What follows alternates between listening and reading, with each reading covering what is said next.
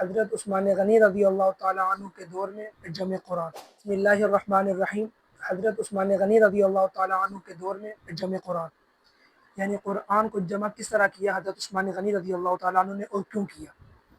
بات یہاں پر یہ ہے کہ حضرت عثمان غنی رضی اللہ تعالیٰ عنہ کے دور حکومت کے اندر اسلام روم اور فارس تک پھیل چکا تھا، اور اس میں مختلف قبائل اور مختلف زبانوں کے لوگ اس میں داخل ہو چکے تھے اسلام کے اندر۔ اور سب سے بڑی بات یہ تھی کہ اس کے اندر مختلف قبائل کے ساتھ ساتھ جو عجمی لوگ تھے وہ بھی بہت زیادہ وہ داخل ہو چکے تھے۔ اب یہاں پر ایک مشکل پیش آئی صحابہ کرام رضوان اللہ تعالیٰ علیہم اجمعین کو، وہ یہ کہ جب حذیفہ بن یمان رضی اللہ تعالیٰ عنہ کو جب آذربائیجان کے محاذ پر بھیجا گیا، وہاں پر جہاد میں وہ مصروف تھے، تو وہاں پر انہوں نے ایک چیز نوٹ کی کہ وہاں پر کچھ لوگ قرات کے مختلف ہونے کی وجہ سے آپس میں جھگڑ رہے تھے اور ایک دوسرے کو کافر قرار دے رہے تھے۔ تو انہوں نے یہ چیز محسوس کی اور آ کر خلیفۃ المسلمین حضرت عثمان غنی رضی اللہ تعالیٰ عنہ کو آ کر یہ چیز بیان کی کہ اس طرح اس علاقے کے اندر میں نے دیکھا کہ کچھ لوگ قرآن کی بنیاد پر ایک دوسرے کو مختلف قرات کی بنیاد کے اوپر ایک دوسرے کو کافر قرار دے رہے ہیں۔ تو اس کے اوپر حضرت عثمان غنی رضی اللہ تعالیٰ عنہ نے کہا کہ تم نے صرف وہاں پر دیکھا، میں تو مدینہ کے اندر بھی دیکھ رہا ہوں کہ بعض لوگ قرآن کی مختلف قرات کے اوپر اختلاف کر رہے ہیں اور اس حد تک پہنچ چکے ہیں کہ ایک دوسرے کو کافر قرار دے رہے ہیں۔ تو لہٰذا اس وقت حضرت عثمان غنی رضی اللہ تعالیٰ عنہ نے اسی وقت مدینہ کے اندر خطبہ دیا، اور اس وقت انہوں نے صحیفہ منگوایا، حضرت حفصہ رضی اللہ تعالیٰ عنہ سے صحیفہ منگایا اور اس پر کام شروع کیا، کہ جس کے اوپر انہوں نے ایک کمیٹی کو تشکیل دی کہ جس میں حضرت زید بن ثابت رضی اللہ تعالیٰ عنہ، حضرت حارث بن حشام رضی اللہ تعالیٰ عنہ، حضرت عبداللہ بن زبیر رضی اللہ تعالیٰ عنہ، حضرت سعید بن عاص رضی اللہ تعالیٰ عنہ اور حضرت عبد الرحمن بن حشام رضی اللہ تعالیٰ عنہ، ان کو بلا کر ایک کمیٹی تشکیل دی کہ جس بنیاد پر قرآن کو مکمل طور پر اکٹھا کیا جائے گا۔ یہ بات آپ کو معلوم ہونی چاہیے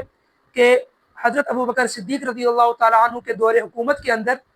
جو قرآن اکٹھا ہوا تھا اس میں صورتیں گٹھی ہوئی تھی، قرآن مکمل طور پر اکٹھا نہیں ہوا تھا، یعنی ہر صورت ترتیب کے ساتھ نہیں تھی۔ لیکن حضرت عثمان غنی رضی اللہ تعالیٰ عنہ کے دور کے اندر جو قرآن اکٹھا ہوا، جو مصحف عثمانی تیار ہوا، اس کی جو پہلی خاصیت تھی وہ یہ تھی کہ تمام صورتیں ترتیب کے ساتھ اکٹھی کی گئی، یعنی جس طرح آج کل سورہ فاتحہ پہلی ہے، اس کے بعد سورہ بقرہ اور سورہ آل عمران، اس وہ ترتیب سے اس وقت اکٹھا ہوا۔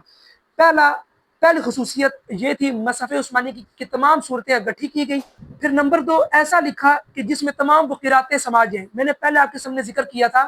کہ 7 حروف پر 7 قراتوں پر قرآن نازل ہوا ہے، تو انہوں نے اس انداز میں لکھا، نقطے نہیں لگائے، حرکات نہیں لگائی، یعنی کہ جو 7 قراتیں ہیں اس میں مکمل طور پر سما جائیں۔ نمبر 3،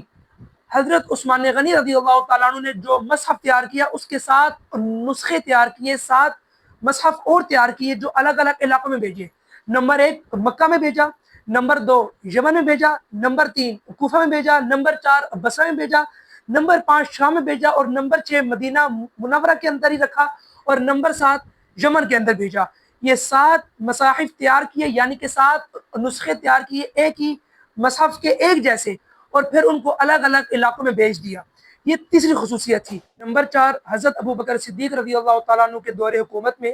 جس طرح قرآن گٹھا ہوا تھا وہی شرائط رکھی گئی حضرت عثمان غنی رضی اللہ تعالیٰ عنہ کے دور حکومت میں بھی۔ وہ کون سی تھی؟ پہلی شرط کہ جو شخص آیت لے کر آئے گا، سب سے پہلے جو کمیٹی کے لوگ ہیں وہ اپنے حافظے کے ساتھ اس کی وہ تصدیق کریں گے کہ واقعتاً یہ قرآن کی آیت ہے، کیونکہ وہ خود بھی حفاظ کرام ہوتے تھے۔ پھر نمبر 2،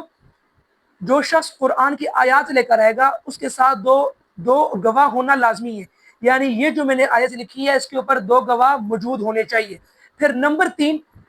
وہ جو نسخہ صحابی لے کر آئے گا اس کا مقابلہ کیا جائے گا اس نسخے کے ساتھ جو کہ اصل میں جمع ہوا ہے ان کمیٹی والوں کے پاس۔ پھر اس کے بعد اس نسخے کو لیا جائے گا جو صحابہ کرام لایا کرتے تھے۔ تو لہٰذا وہی ترتیب رکھی جو ابوبکر صدیق رضی اللہ تعالیٰ عنہ کے دور حکومت میں ترتیب رکھی تھی۔ اچھا، اب اس کے بعد جب یہ 4 شرائط کے اوپر مکمل مصحف عثمانی تیار ہو گیا، پھر اس کے بعد جن جن صحابہ کے پاس تمام وہ نسخے موجود تھے جو حضور کے دور میں لکھے گئے تھے، جو ابو بکر کے دور میں لکھے گئے تھے، ان سب کو بلا کر، ان سب کو منگوا کر ان کو نظر آتش کر دیا اور ان سب کو ختم کر دیا، اور پھر یہی مصحف عثمانی یعنی یہی مصاحف جو خود حضرت عثمان غنی رضی اللہ تعالیٰ نے تیار کیے، اس کو مختلف علاقوں میں بیچ کر ان کے ساتھ ان کے پڑھنے والے ان کے وقراء کو بیچ کر ان کے ساتھ بیچ دیا، تاکہ آج کے بعد اس کے اوپر کوئی اور فتنہ نہ اٹھے۔ اور پھر یہ ایک بہت بڑا احسان تھا اس امت کے اوپر حضرت عثمان غنی کا کہ اس کو بہت بڑے فتنے سے بچایا۔ اور اس کے بارے میں خود حضرت علی رضی اللہ تعالیٰ عنہ فرماتے ہیں کہ تم میں سے کوئی بھی شخص حضرت عثمان کے بارے میں بھلائی کے علاوہ اور کوئی بات نہ کہے کہ انہوں نے قرآن کو جو جمع کیا